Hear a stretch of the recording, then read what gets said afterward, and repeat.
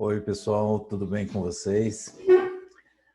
Estamos, então, dando continuidade ao estudo do Evangelho segundo o Espiritismo.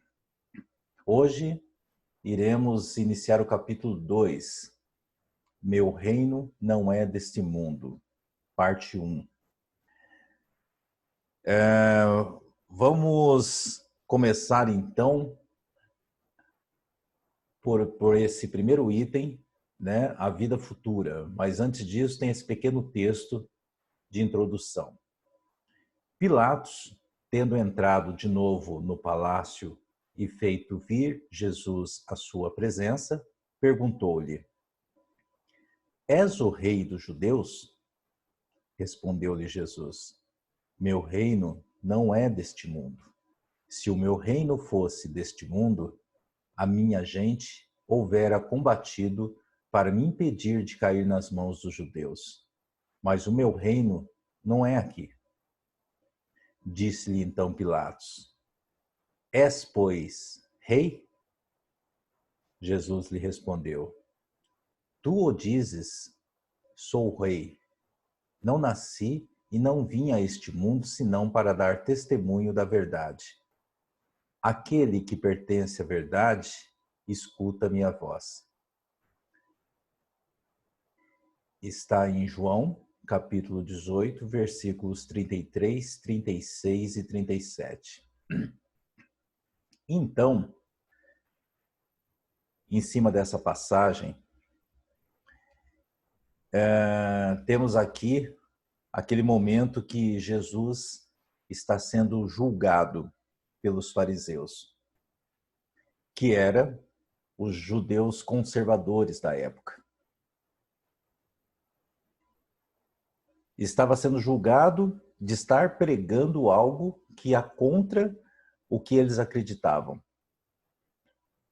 Só que os judeus, o povo judeu, não tinham autonomia para condená-lo à morte. Então eles jogaram isso para o Estado, no caso, o governo, na figura de Pilatos, para que ele condenasse Jesus, pois eles, claro, não tinham esse poder. Então, Pôncio Pilatos vai interrogar Jesus, né? Então, você é o rei dos judeus. Se você está se colocando como rei dos judeus, você está cometendo um crime. Aí Jesus responde: Não, você que está dizendo que eu sou o rei dos judeus. Eu sou o rei, mas o meu reino não é deste mundo. Aí Pôncio Pilatos se confunde. Jesus ainda diz: Aquele que pertence à verdade, escuta minha voz.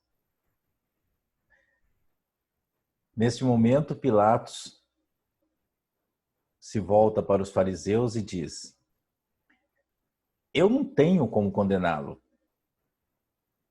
porque eu não encontro crime nele. Os fariseus insistem: Você vai ter que condená-lo, ele precisa ser condenado, e isso repetidamente. Então é o momento que Pôncio Pilatos joga para a população: Como é feriado da Páscoa, nós costumamos oferecer um indulto, onde um criminoso pode ser perdoado e é liberto. Vocês querem que solte Jesus ou que soltem Barrabás, que era um outro criminoso, também estava preso? Aí a população começa a gritar: solta Barrabás, solta Barrabás. E isso quase que em uníssono. Pessoas que estavam próximas, se aproximando, começaram todas a gritarem ao mesmo tempo a mesma frase. Com isso, Barrabás é solto e crucificam Jesus. Pilatos não encontra crime em suas atitudes. Joga para o povo. E jogando para o povo é quando ele está literalmente lavando as mãos sobre o destino da vida de Jesus. Olha, não sou eu que estou condenando Jesus, pois eu não vi culpa nele. Ou seja, Foi a democracia, né? Foi o povo que decidiu.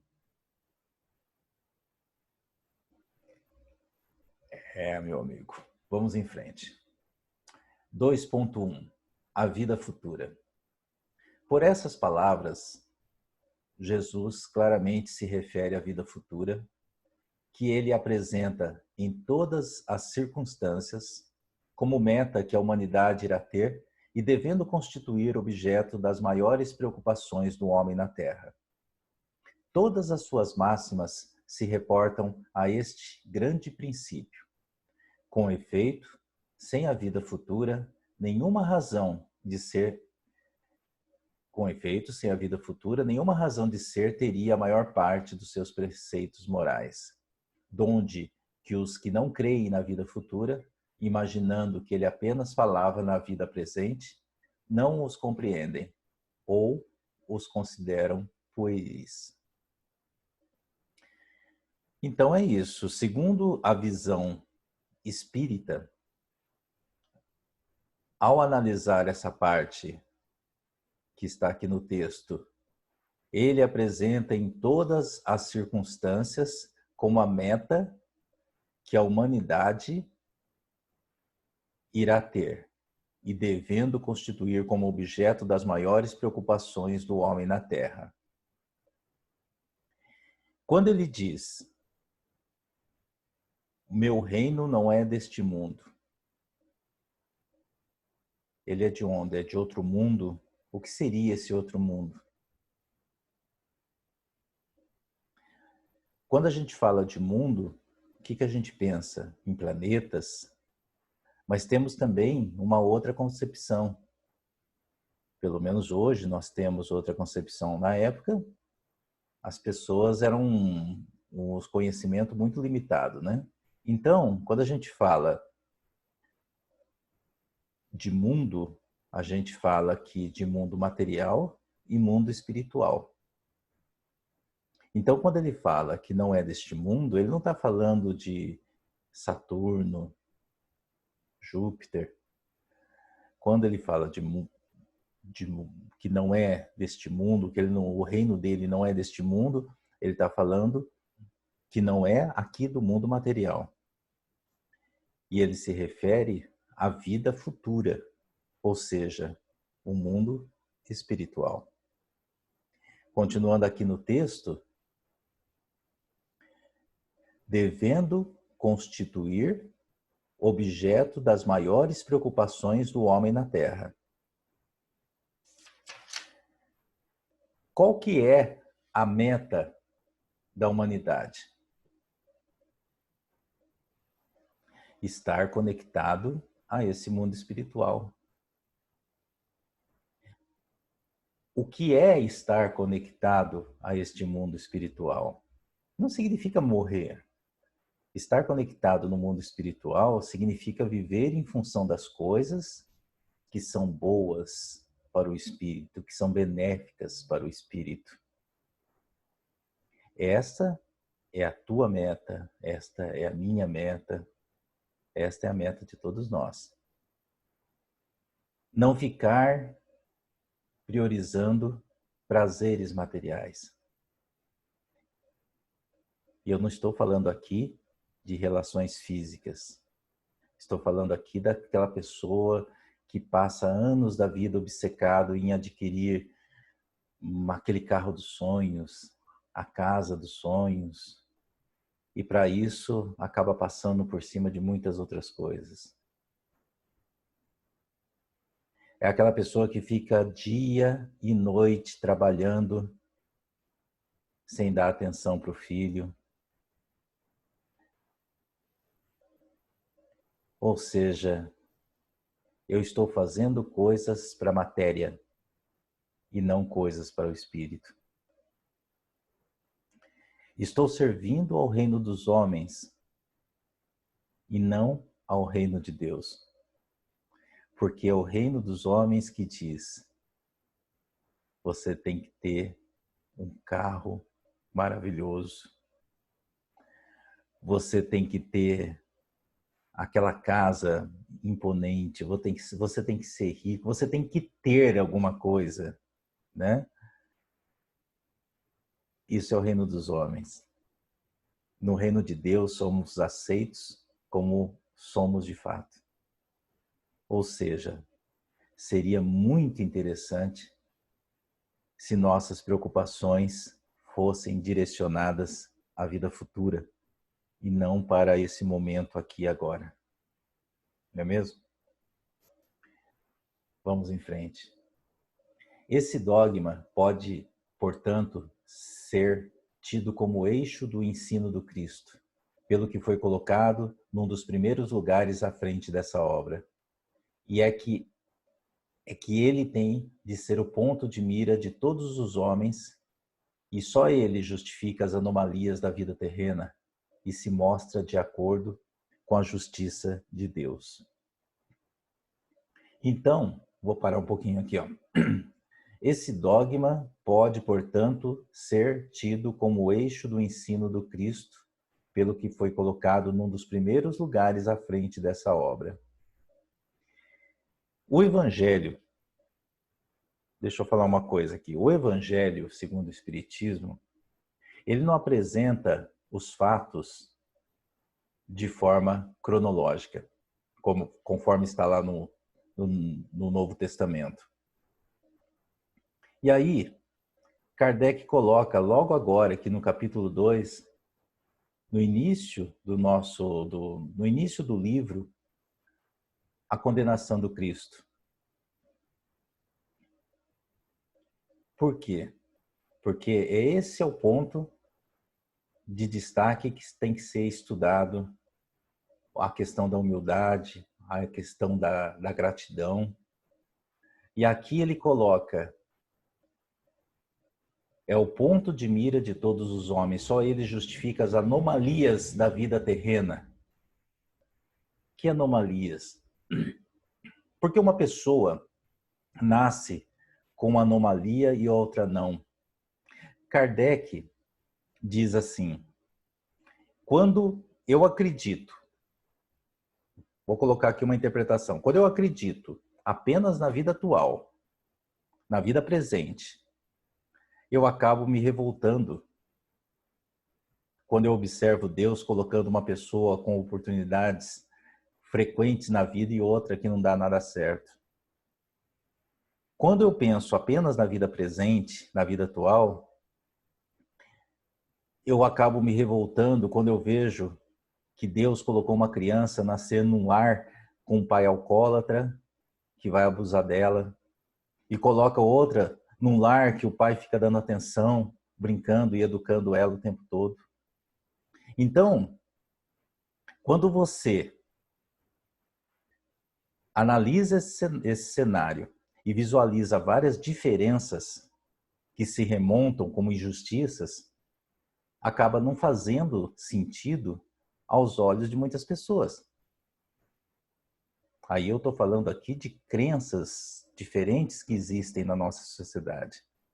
Então, conforme Kardec coloca no texto, quando você aplica esse dogma e entende que existe uma vida futura, uma reencarnação, entende por que uma pessoa nasce com uma demência numa cadeira de rodas, ou porque nasce num lar abusivo, ou porque alguém nasce com relativas facilidades, ou seja, a meritocracia que cada um tem, ou seja, cada um está passando pelo que precisa passar de acordo com aquilo que construiu em outras existências.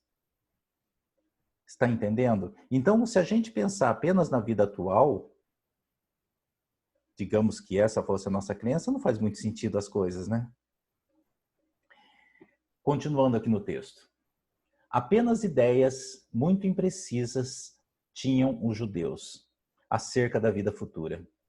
Acreditavam nos anjos, considerando-os seres privilegiados da criação. Não sabiam, porém, que os homens podem um dia tornar-se anjos e partilhar da felicidade destes. Segundo eles, a observância das leis de Deus era recompensada com os bens terrenos, com a supremacia da nação a que eles pertenciam, com vitória sobre seus inimigos. As calamidades públicas e as derrotas eram castigo da desobediência aquelas leis. Era essa a crença deles. Que a felicidade vinha das conquistas dos bens terrenos. Então, os judeus, como a gente já colocou aqui, eles seguem aqueles 5 livros iniciais do Antigo Testamento, escrito por Moisés. E esses 5 livros, eles chamam de Torá. Essa crença que eles possuem, que Deus nos premia em vida, é o que faz o indivíduo focar estritamente no que está acontecendo agora, sem pensar em nada além da atual existência. Está entendendo? Uma cultura extremamente materialista. Vamos em frente. Uma nota colocada aqui para ilustrar melhor sobre o que é judaísmo. Há 5 formas ou grupos principais do judaísmo no mundo de hoje. Eles são o judaísmo ortodoxo, conservador, reformista, reconstrucionista e humanista. As crenças e requisitos de cada grupo diferem dramaticamente. No entanto, uma breve lista das crenças tradicionais do judaísmo inclui o seguinte: Deus é o criador de tudo que existe. Ele é um, não possui um corpo físico e apenas ele deve ser louvado como autoridade absoluta do universo. Deus revelou os primeiros 5 livros da Bíblia hebraica a Moisés. Eles não serão modificados ou aumentados no futuro. Deus se comunicou com o povo judaico através dos profetas. Deus monitora as atividades dos humanos. Ele recompensa individualmente pelas boas obras e pune o mal.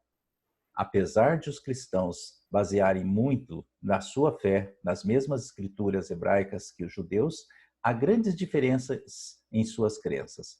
Os judeus geralmente consideram ações e comportamento como sendo de grande importância. Crenças surgem das ações.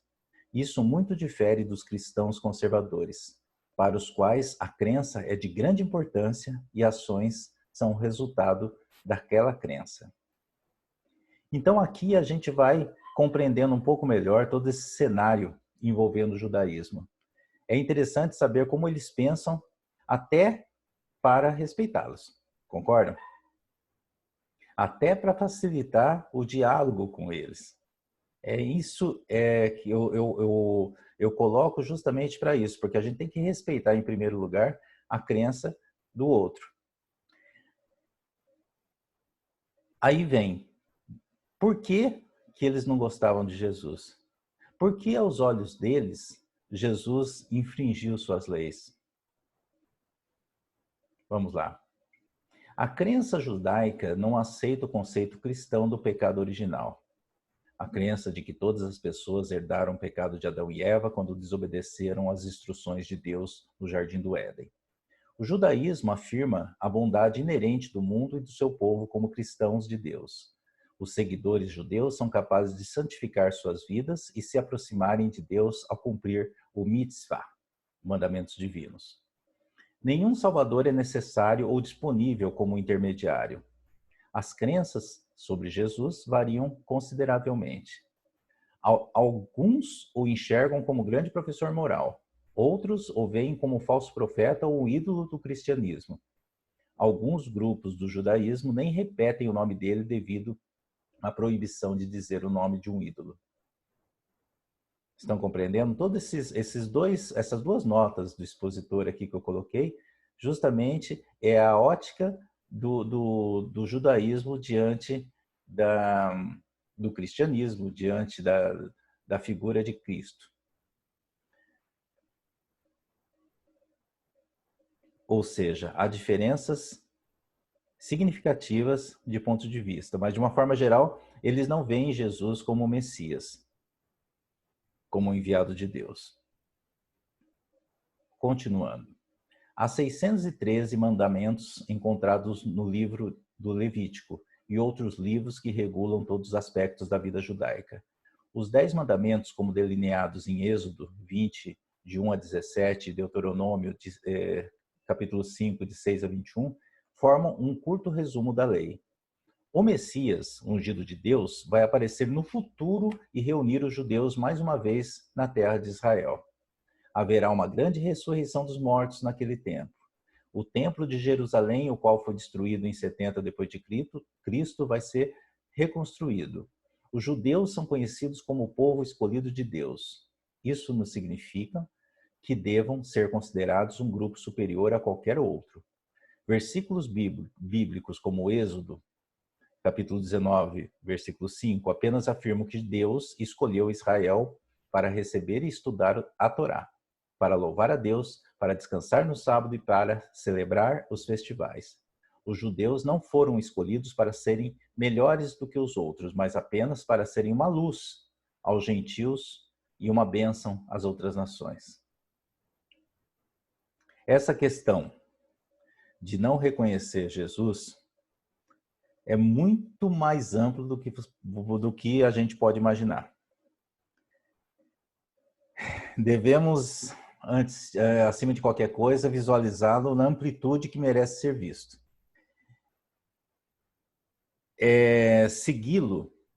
Seguir Cristo, não significa apenas ler as suas mensagens, mas tentar agir como agiria se estivesse aqui presencialmente. Então, eu posso ser, por exemplo, o Messias da minha família. Eu estou falando de comportamento, eu estou falando de postura. Eu posso ser o Messias da minha família, eu posso ser o Messias do meu filho, eu posso ser o ungido de Deus que ajuda o meu pai a parar de beber. Eu posso expandir e posso ser o Messias das pessoas às quais me relaciono e ser aquele indivíduo que auxilia uma pequena população do meu bairro a recolher cestas básicas. Ou seja, a mensagem de Cristo é de uma amplitude incomensurável. Vamos em frente. Como o judaísmo entende a vida após a morte? A ideia de vida após a morte é um postulado da teologia judaica, porém, não uma afirmação. E como muitos outros conceitos, está sujeito a diversas interpretações. Para os ortodoxos, a noção de vida após a morte é uma declaração da crença na vinda do Messias, que ressuscitara fisicamente os mortos. Para os judeus liberais, por outro lado, a ideia é mais figurativa do que literal. Existe a terra dos vivos e existe a terra dos mortos. A ponte entre elas é o amor. Nós atravessamos essa ponte diariamente por meio dos nossos pensamentos e dos nossos atos. Seguindo o exemplo daqueles que partiram, dedicando nossa vida à perpetuação dos seus ideais, nós lhe concedemos a imortalidade. Enquanto nós vivermos, eles viverão. Vocês estão compreendendo? Esse texto aqui é uma continuidade das notas que eu estou colocando sobre o ponto de vista do judaísmo diante, no caso aqui, da vida após a morte. Olha, seguindo o exemplo daqueles que partiram, dedicando nossa vida à perpetuação dos seus ideais, nós lhe concedemos a imortalidade. Enquanto nós vivermos, eles viverão. Então, considerando isso, o que seria a vida após a morte para alguns? Seria chegar o momento que todos ressuscitarão. Para outros é visualizado que eu faça uma travessia de uma maneira simbólica. Para outros é a questão da perpetuação dos ideais. O que é isso?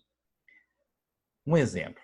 Se eu ensino, por exemplo, o meu filho que devemos ser honestos, e ele, quando cresce, tem essa postura, eu, de certa forma, continuo vivo, pois o que passei para ele está sendo praticado.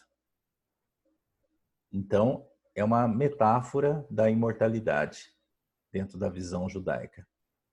Quanto mais eu for respeitado, quanto mais for respeitado aquilo que eu deixei, mais forte será a minha presença. Entenderam? Então, imagine como que é para a cultura judaica ler esse título. Meu reino não é deste mundo. Eu, como judeu, não posso aceitar uma pessoa que chega e diz que é o Messias. Mas ele não pode ser o Messias. Ele está cometendo um crime. Ele está infringindo uma lei. Por que ele está dizendo que ele é o rei dos judeus? Entenderam? Porque ele, fazendo isso, se coloca, no mínimo, em pé de igualdade com Deus. Eu sou o caminho, a verdade e a vida. Ninguém vai ao Pai senão por mim. Para a cultura judaica, isso aí é uma ofensa absurda. Então, para alguém ter essas crenças em sua base, ele não acredita, gente, ele não acredita que há intermediário. Veja, Jesus diz: eu sou o caminho, a verdade e a vida. Ninguém vai ao Pai senão por mim. Se coloque naquela época. Os fariseus eram os poderosos da época, com poderes, inclusive, para influenciar poderes do Estado, né? Então era natural que quisessem eliminar Jesus. Natural na visão deles. Eu só estou tentando explicar qual era a ótica deles diante desse cenário todo. Porque se você analisar aquilo que a gente colocou em uma das últimas aulas, foi a mesma coisa que fizeram com Sócrates. Porque, de certa forma, era uma pessoa que levavam o povo a pensar de forma diferente. E isso gerava um incômodo, né, para os poderosos. Vamos em frente. Moisés não pudera dizer mais do que isso a um povo pastor e ignorante, que precisava ser tocado, antes de tudo, pelas coisas desse mundo. Mais tarde, Jesus lhe revelou que há outro mundo, onde a justiça de Deus segue o seu curso. E é esse o mundo que ele promete aos que cumprem os mandamentos de Deus e onde os bons acharão sua recompensa. Aí o seu reino. Lá é que ele se encontra na sua glória e para onde voltaria quando deixasse a terra. Jesus, porém, conformando seu ensino com o estado dos homens de sua época, não julgou conveniente dar-se luz completa, percebendo que eles ficariam deslumbrados, visto que não a compreenderiam. Limitou-se a, de certo modo, apresentar a vida futura apenas como um princípio, como uma lei da natureza, a cuja ação ninguém pode fugir. Todo cristão, pois, necessariamente crê na vida futura, mas a ideia que muitos fazem dela é ainda vaga, incompleta e, por isso mesmo, falsa em diversos pontos. Para um grande número de pessoas, não há a tal respeito mais do que uma crença, sem certeza absoluta, daí as dúvidas e mesmo a incredulidade. No segundo parágrafo aqui, Jesus, porém, conformando seu ensino com o estado dos homens de sua época, não julgou conveniente dar-se luz completa, percebendo que eles ficariam deslumbrados, visto que não a compreenderiam. Então, Jesus vem na época com tantas mensagens, tantas parábolas, mas ele coloca um limite.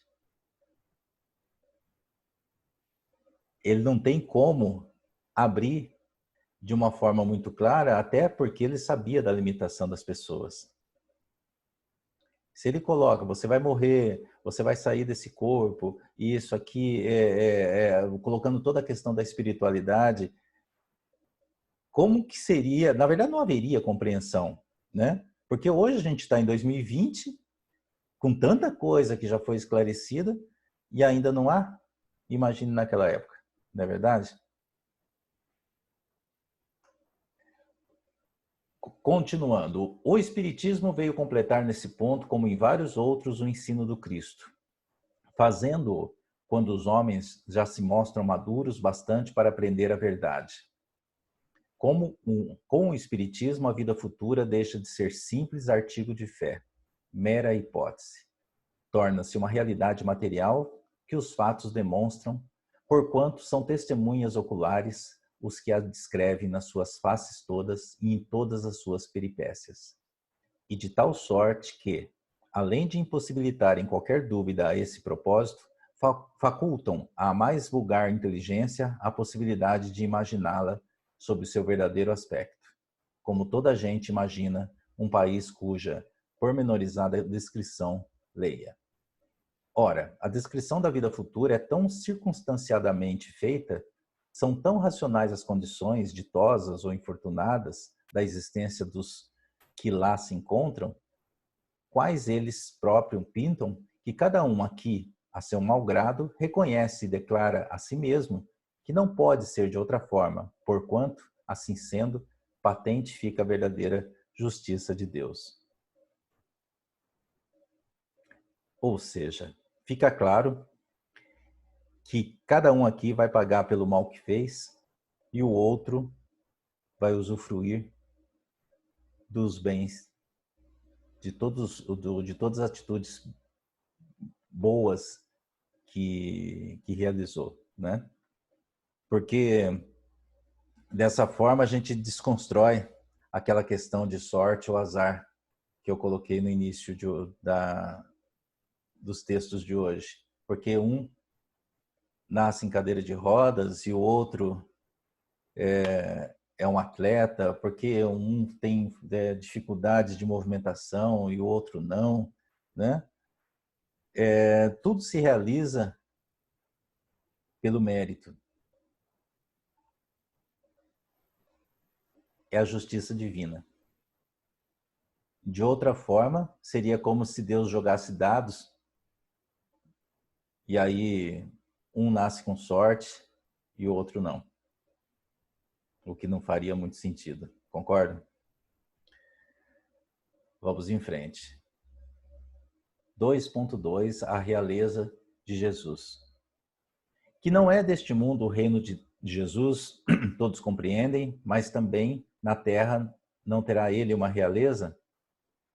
Nem será o título de rei implica o exercício do poder temporal.